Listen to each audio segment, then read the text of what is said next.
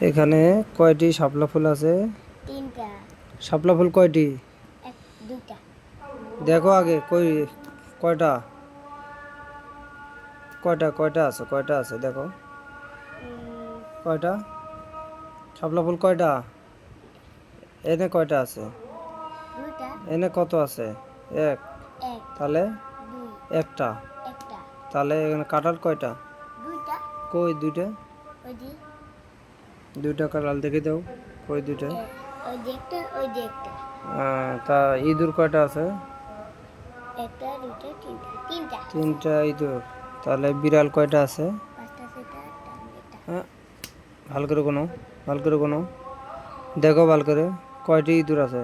একটা, দুইটা, তিনটা, চারটে।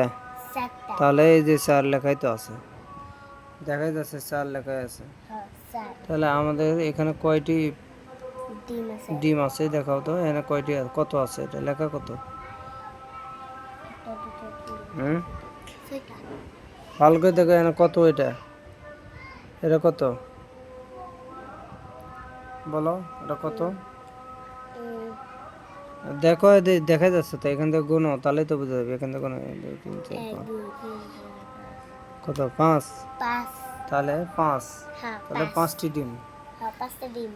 তাহলে এখানে কয়টি পিঁপড়া আছে? এক, এক, পিঁপড়া দুই, কয়টি? তিন, চার, পাঁচ, ছয়। 6টি না?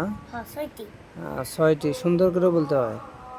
হ্যাঁ, 6টি পিঁপড়া আছে। এখানে কয়টি পাখি আছে? এক, দুই, তিন, চার, পাঁচ, ছয়, সাত। কয়টি? সাত। 7টি। এই জন্য 7 লেখা আছে, তাই না? তাহলে এখানে 7টি লেখা আছে, তো এইভাবে বলতে হবে। বুঝতে পারছো?